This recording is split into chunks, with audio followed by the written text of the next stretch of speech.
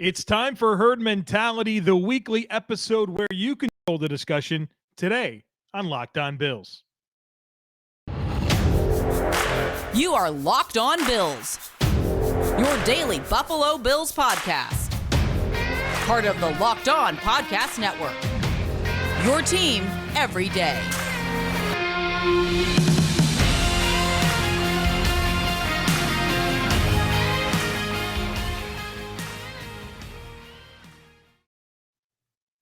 What's up, Bills Mafia? It's Joe Marino from the Draft Network, and I'm your host of Locked On Bills. Happy Wednesday to you, and thank you for making Locked On Bills your first listen every day, or if you're joining us on the YouTube channel, your first watch every day. Today is going to be Herd Mentality on the podcast, and I have a lot of great questions that were submitted to me that I want to get to, and we might do another episode of Herd Mentality this week if I get enough questions that come from the project that I did on Monday and Tuesday with the 10 other Bills podcasters regarding the 10 most important players for the future of the Buffalo Bills. So if you have specific questions about the results of that project, I'd be happy to entertain those if we get enough. Like I said, we'll do another episode of Herd Mentality later this week. If not, I got plenty of other stuff to get to, but if there's enough interest, I'd be happy to take another podcast and really dig into that even deeper with some of my own thoughts on everything. And I'll get to those at some point regardless, but thought I'd at least open up that opportunity if people have questions that they want me to get to regarding that project. We might do another episode of Herd Mentality later this week. Again, if you have Herd Mentality questions, the best spot to submit those is on Twitter at the Joe Marino. You can send me an email, joe@thedraftnetwork.com as well. So let's get started with these great questions. The first one comes from Eli, who says, with the addition of Kaiir Elam, James Cook, and when Tre'Davious White comes back, do you see the defense and offense opening more and playing more open than ever before? I think All-Pro Poe and Micah will benefit as they don't need to protect CB2. Also, if Cook hits right out the gate, do you see the offense rolling more play actions? So I think you suggest something very good in your question here, Eli, and that's that with some of these new players the Bills have added, that it suggests more scheme versatility. You think about Kaiir Elam, a toolsy corner with good size, good speed, good ball skills. He is going to open up your options with how you play coverage. Like you said there's not as much of a need for Poyer and Hyde to cheat towards the CB2 now that they have a player like Kaiir Elam that has a lot of great physical skill, which means he can do more, right? He can play more coverage techniques. You can trust him more in man coverage. You can trust him more in tight press coverage at the line of scrimmage if you want to create jams and get in the face of receivers.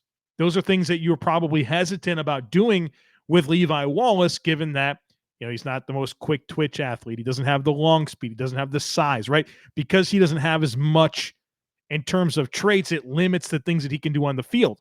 When you have a guy like Kaiir Elam who doesn't present those same types of restrictions, it opens up more for your defense. You can play the game differently.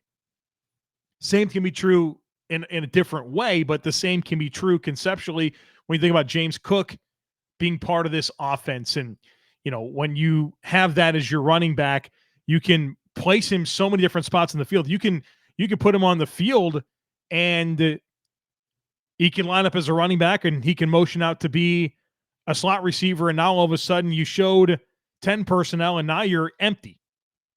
Or you could put Singletary and Cook on the field and get creative with how you use them. You can, motion out Cook to the slot and put two backs on the field and really put defenses in a bind with what you can present to them with these new skill sets that you've introduced to your football team that you didn't have previously, which opens up more options. And so, yes, I do think Kaiir Elam, James Cook, both of those players allow for more scheme evolution and different things that the Bills can do conceptually in offense and defense. I also think it extends deeper to that, right? I think you can make a case that O.J. Howard being part of this team opens up things schematically. Von Miller opens up things schematically. Terrel Bernard opens up things schematically. Even some of these these defensive tackles that they've added. You have players that are versatile to play up and down the line of scrimmage and in different fronts. And so it's all scheme multiplicity to me when I think about the vision that the Bills had through the players they added this offseason. This team's going to play football a little bit different moving forward, and I think that's only a good thing. TJ says, how much do you think it will benefit Gregory Rousseau with the Von Miller and the defensive tackle signings? And do you think Elam would succeed better with Trey White and less pressure, or being the man with no White there? So I think that Gregory Rousseau will benefit from playing with Von Miller and the players at defensive tackle, right? You just have more players that can dictate things up front. You have more players that the offense has to account for and adjust the way that they block, right? When you're on offense and you're game planning, you're figuring out, okay, what do we need to do? How do we alter our protections? Who do we need to key on? You're going to change the way you play football against the Buffalo Bills because they have Von Miller. And that's only a benefit to Gregory Rousseau. And having better defensive tackles and more depth there, having Tim Settle and Daquan Jones and Jordan Phillips back in the mix to go with Ed Oliver, yeah, this is only a benefit to Greg Rousseau. There's no question about that. And then as far as Elam and succeeding better with Trey White, yeah, I think that's obviously a benefit to him. Get Trey White out there, have your normal back seven that you want, and allow these guys to gel and grow together. I think that's the best possible thing for Kaiir Elam, is having Trey White opposite of him. I really do believe that. Another country says, I'm curious if you think the Bills might run 12 personnel a bit more with Ken Dorsey taking over and O.J. Howard, who's a good blocker, coming in. Don't think we see it a lot, but possibly some. In general, wondering if we see another leap from Dawson. Pre-2021, Mark Andrews was known as an athletic but low-volume tight end with a high touchdown percentage. That seems to be what folks think of Dawson. I wonder if his role grows with him continuing to learn the position, refine his game, and build chemistry with Josh. A lot of good stuff to get into here. Let's start with talking about O.J. Howard and the 12 personnel frequency and just the tight end's involvement in this passing game. And then I'll focus a little bit more into some of the things you said about Dawson Knox. And I don't think this is a perfect comparison, but I always go back and I think about stuff that happened in Carolina with Sean McDermott and Brandon Beane. And I apply a lot of it to Buffalo to try to understand the vision. And so when I go back to the 2011 Carolina Panthers, which was McDermott's first year with the Panthers, and obviously Brandon Beane was there previously doing a lot of different things. But in 2011 specifically, that was when Mike Shula was their quarterback's coach. And we know Mike Shula is now an offensive assistant for the Buffalo Bills. And so the Bills have a lot of new offensive minds as part of this mix, Mike Shula being one of them. Joe Brady, a guy with former coordinator experience. Aaron Cromer, a guy who's been an offensive coordinator. Ken Dorsey now stepping into that offensive coordinator role. You've got Rob Boris, who's been an offensive coordinator. There's a lot of offensive influences in this coaching staff, and that excites me a lot. I think that's only a benefit to Ken Dorsey.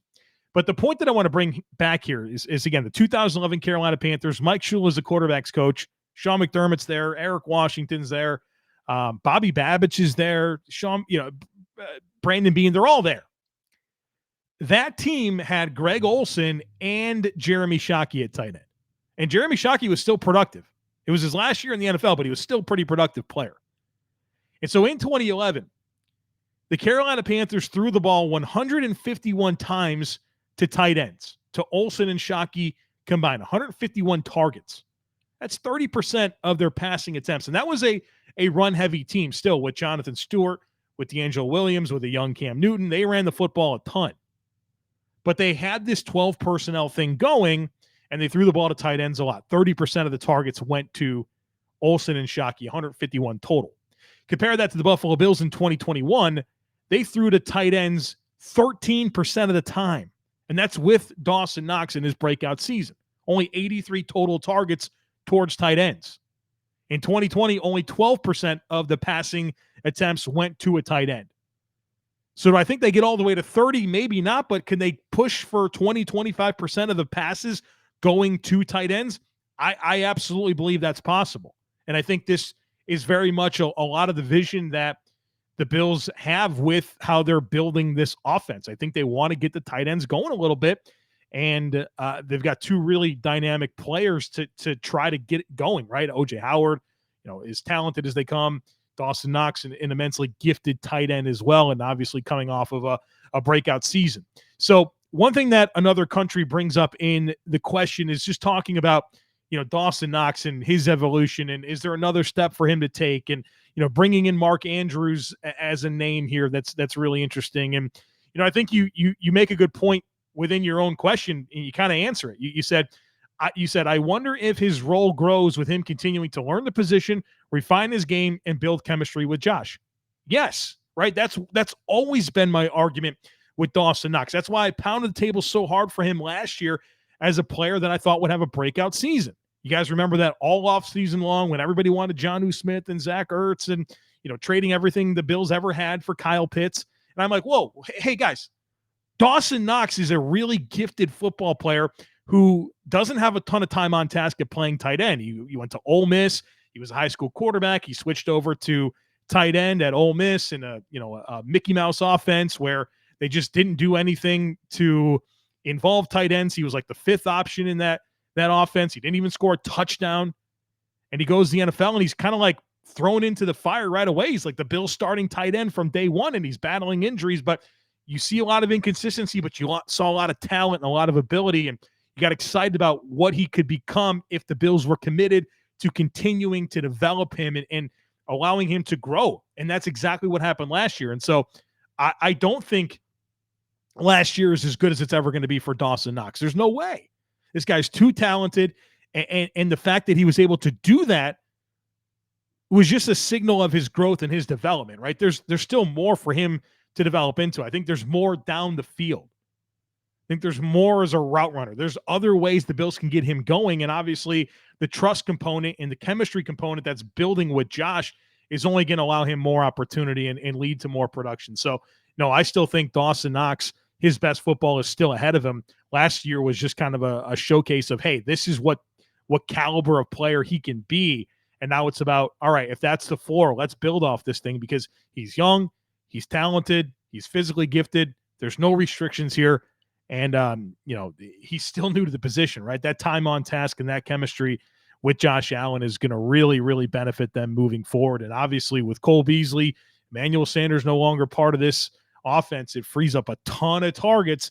I think Gabe Davis eats up a lot of them, but I think Dawson Knox gets a nice little bump as well. I need to tell you guys about our new partner, Athletic Greens. I started taking Athletic Greens because I wanted to see what all the hype was about. So what is this stuff? With one delicious scoop of Athletic Greens, you're absorbing 75 high-quality vitamins, minerals, whole food source superfoods, probiotics, and adaptogens to help start your day right. This special blend of ingredients supports your gut health, your nervous system, your immune system, your energy, recovery, focus, and aging. It supports everything.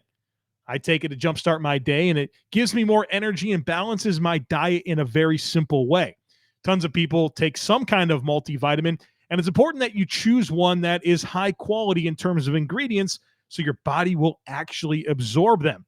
AG1 is just one small micro habit with big benefits. It's one thing you can do every single day to take great care of yourself. Athletic Greens has become critical for my daily routine. It supports better sleep quality and recovery. It supports mental clarity and alertness. Right now, it's time for you to reclaim your health and arm your immune system with convenient daily nutrition. It's just one scoop and a cup of water every day. That's it. No need for a million different pills and supplements to look out for your health. And to make it easy, Athletic Greens is going to give you a free 1-year supply of immune-supporting vitamin D and 5 free travel packs with your first purchase. All you have to do is visit athleticgreens.com/NFL Network. Again, that's athleticgreens.com/NFL Network to take ownership over your health and pick up the ultimate daily nutritional insurance.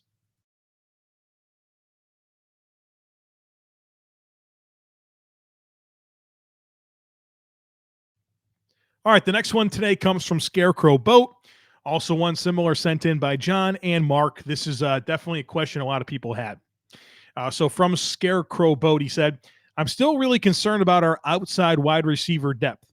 If Diggs or Davis go down to injury at any point, it will be Jake Kumaro taking their snaps. I see some outside receivers still available in free agency, most notably Julio Jones, Will Fuller, and T.Y. Hilton. Would you sign any of these available outside receivers? If so, which one do you think fits best with the Bills this year? So a lot of people are talking about this. It's outside receiver depth. And, the Bills have several players that I think we're thinking about as more slot type players. But I don't think we should. I think that they're best used in the slot, but they're also players that can play on the outside. Think about a guy like Jamison Crowder, who for his career has played about 25% of his snaps on the outside. Khalil Shakir, I think he profiles best to a slot role, but I don't think he can't play outside. You mentioned Jake Kumaro is still in the mix. Marquez Stevenson still in the mix. And it doesn't even get into Isaiah McKenzie, who I think is best used from the slot. But, I still think there's a chance he can play some on the outside. And so, I feel like the Bills have options here. And you start bringing in these other names, right? Like a Julio Jones, or I wouldn't even say Will Fuller, because he's kind of an interesting player given last year's dynamics and the finger injury and all that stuff. T.Y. Hilton's a player that's definitely past his prime. A lot of inconsistency with all three of those players in terms of their later years and what they can realistically bring to the football team. And so I think it's a fair concern to have, right? I understand why the questions are there, but I think this is just kind of the nature of building a roster where, if any one player goes down, you start to have questions about how you make it all work. I think that's just kind of the deal here. And so ideally we don't have to talk about this because Davis and Diggs are healthy and they perform. But I do think that the Bills have enough options on the roster that, if only one goes down, you can kind of piece it together and make it work. And, for all the hype that's existed with Jake Kumaro, like, has he ever really had an extended opportunity to play and showcase what he can do? I mean, maybe that's exactly what could happen for him. Can he come in and be 75% of Gabe Davis? I don't think we know the answer to that, but he is part of this mix, and so is Marquez Stevenson and Khalil Shakir and Jamison Crowder and Isaiah McKenzie and the two tight ends that we've already talked about. So I think this is just kind of the nature of it. I mean, let's say one of them goes down, and what's going to happen? Someone's got to play on the outside. Are the Bills going to be playing offense with 10 players because this one guy can't get off the line of scrimmage? I don't know. I don't know if I fully buy into that. I think that's your concern, right? If a guy has to play on the outside, that means you're on the line of scrimmage. That's where the big battles happen, right at the line of scrimmage, because you're not given that free access, that free release, that free runway from the slot. So coach them up, teach them how to beat press coverage, compete. I don't know. I don't have as much of a huge concern as I think a lot of people do regarding this. And maybe that's just me being overly optimistic. I think if any team's top two outside receivers went down, you'd be nervous about what would be existing. And I feel some level of comfort with what's already in place on this depth chart. Underboss says, why does everyone assume that Rodger Saffold moves into left guard and Ryan Bates to right guard? In my opinion, Dawkins and Bates played their best ball next to each other last year, and Spencer Brown could really benefit from playing next to a veteran. And Saffold, plus he is only on a one-year deal. Dawkins and Bates are long-term, so wouldn't it make more sense for continuity and chemistry? I understand that left guard and right guard are not as interchangeable as one might think, but why not strengthen our whole O-line and not just this year, but into the future as well? Am I crazy, or does this make sense to you as well? So I think about this a lot, and I understand your line of thinking. I really do. But let me introduce three important bullet points that I think matter, and to why I think you're seeing a lot of people thinking that Rodger Saffold's going to be the left guard and Ryan Bates the right guard. So first of all, let's talk about Rodger Saffold. He's been a left guard since 2016. His last essentially 6,000 snaps in the NFL have come at left guard. 6,000. Just a tick under. 9,208 of his 10,062 snaps have come as a left side player. 92% of the snaps he's played in the NFL have come as a left side player. Ryan Bates has played a total of 575 snaps, and he's been cross-trained at multiple positions every year.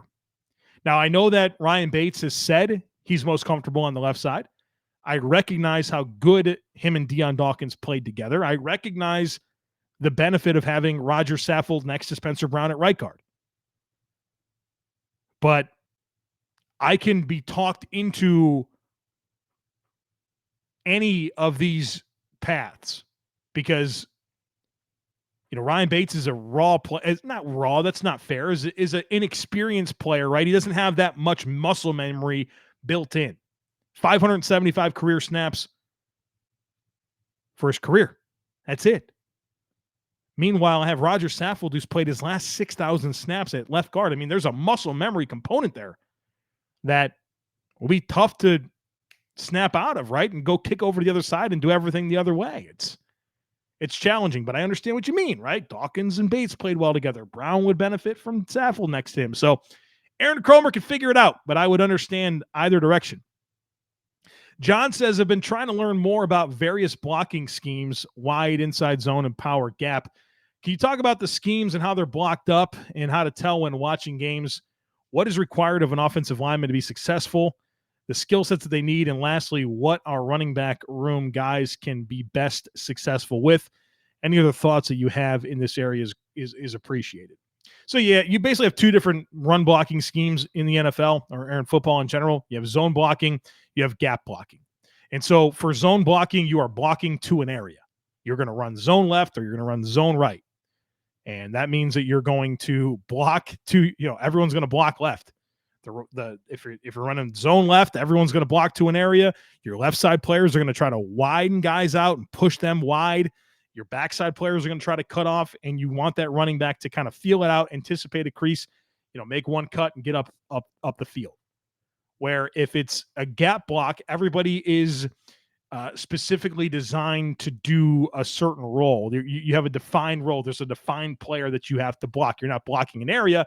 You're blocking to create a gap, right? It's a gap block, and it requires you to be able to drive block and create displacement and move bodies out of the way to create running lanes, where as a zone blocker, it's a little bit more predicated on your lateral mobility, your ability to find surface area on defenders and take advantage of leverage points and take advantage of angles to move people out of gaps and allow your running back to work behind that. And so the zone blocking schemes are more predicated on the lateral mobility of fluidity, right, of your offensive line, where the gap blocking schemes are more about being able to move bodies out of the way and require you to be typically bigger offensive linemen that can just, move bodies. And as far as the running backs go, it really comes down to vision, right? Can guys anticipate creases? Can you put your foot in the dirt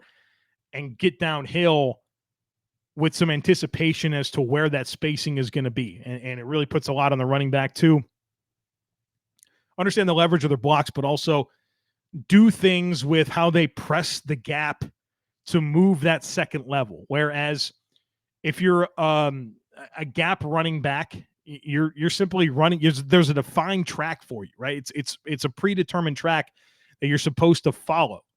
And, you're kind of given that runway to follow that track. Now you got to be able to pivot and get out of it when you need to, but for the most part, there's less onus on that running back to have to anticipate the space because the space is going to be created in a defined area. So hopefully all that makes sense to you. If I can elaborate further, hit me up and let me know. But zone blocking, you're blocking an area. Need lateral mobility. Length is helpful. Foot speed's helpful. Flexibility is helpful. Gap blocking, you're creating displacement. You're moving bodies out of the way to create a defined track for the running back. Nigel says, you talk frequently about secondary players for the Bills leveraging routes. I'm not totally sure what that means. I played ball my whole life up until college and went to a relatively small high school where we primarily just ran the ball, as did our opponents. So as linebackers, there wasn't a ton of coverage stuff stressed. Would love it if you could dive into more details about what leveraging routes means. It's a good question. And I love when people take the time to ask me these types of questions, because I say these things all the time in the podcast. And if you don't know what they mean, let me know, because you're probably not alone. And I love the opportunity to explain them to everybody. So what I mean by leveraging routes, well, think about it the other way around. Think about being a wide receiver and you need to create leverage, right? You want to create a situation where you, as the receiver, can be between the corner and the football, right? You've created leverage. You've created an opportunity where you've stacked. You've created a situation where that corner has to play through you to get to the football. And so the opposite of that will be true when I'm talking about corners and safeties and linebackers leveraging routes. It's about understanding where a receiver is trying to go and maintaining leverage over them so that they can't provide their quarterback an opportunity to throw them the football. You cap it, right? You're saying, okay, we know that you want to have this inside release. Well, that's not going to happen because I'm going to cap your route. I'm going to stay leveraged on top of you so that you can't go where you want to go, and therefore you can't make yourself available to the quarterback. So it's about capping the route, staying leveraged, not allowing them to get where they want to go without going through you. And so sometimes you can take away throws, you can leverage routes just by how you space the field, which is a lot of what the Bills do. They space the field in a particular way that forces the ball to go to certain areas of the field, which are typically difficult to complete passes to. And you can stay leveraged by just being phenomenal at mirroring routes and, reading the route stem of a wide receiver and understanding where to put your body to leverage and stay capped over top of where that wide receiver wants to go. So that's what I mean by leveraging routes. Our partners at BetOnline continue to be the number one source for all your betting needs and sports information. Find all the latest odds, news, and sports developments, including this year's basketball playoffs, Major League Baseball scores, fights, and even next season's NFL futures. BetOnline is your continued source for all your sports wagering information, from live betting to playoffs, esports, and more. Head to the website today or use your mobile device to learn more about the trends and the action. It's BetOnline, and it's where the game starts.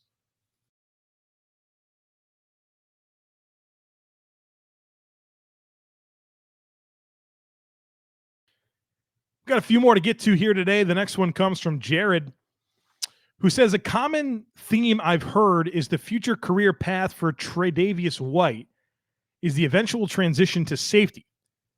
But do you think Taryn Johnson would be a better fit given his tackling ability, and Hyde was a nickel corner who made the switch? Yeah, I think it's a reasonable thing to bring up.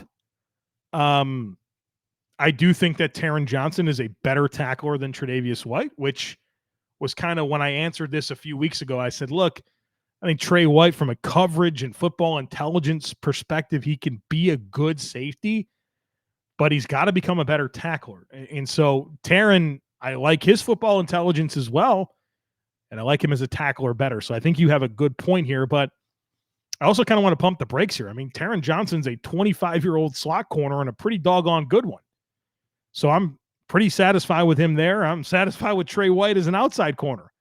So I think any of these moves come much further down the line, and let's enjoy Trey White as an outside corner and Taryn Johnson as a slot corner for as long as we can. And maybe this stuff never has to happen. But I think as a talking point to contrast with the Trey White talking point, I think it's perfectly fair to bring up Taryn Johnson.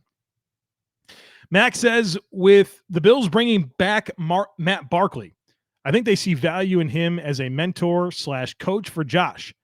Do you think this move may be to start prepping Barkley to become the quarterback's coach in the next few years? We know Joe Brady is a big coaching name that can be gone in the next year or two, so it feels to me like Barkley coming back may be a contingency plan. Maybe so. I know that this was the plan with Davis Webb. So I think that the Bills viewed Davis Webb as somebody that could be the quarterback's coach right now. And my understanding is that opportunity was there for Davis Webb this offseason, and he chose to go continue his playing career with the Giants. So Davis Webb at some point is going to be a quarterback's coach in the NFL. It's just a matter of time. Now, does Matt Barkley offer the same? I'm not really sure. I mean, I've spoken to people around Davis Webb, and they talk about how intelligent he is and like just one of the smartest quarterbacks that they've ever seen on the whiteboard.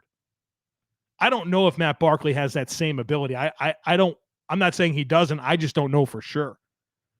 And I don't know what Matt Barkley's interest is in being a coach. So because they've already considered this with Davis Webb, it does make me more inclined to think that this is a possibility, but I wish I knew more about Matt Barkley as that being something he's interested in, as that being something he would be good at. Like, I just don't have a feel for that right now. I know that Josh loves him. I know Josh loves him being in the room, but I think being the coach as compared to QB3, right? Practice squad guy, it's a different ball game. And so I just don't feel like I know enough about Matt Barkley to say if I agree with this or not. Matthew says, how many Patriots current starters would also start for the Bills? Man, I went through this. I came up with 2. Trent Brown at right tackle, I think, would start over Spencer Brown for the Bills. And maybe Matthew Judon starting over Greg Rousseau at defensive end. I couldn't find another one.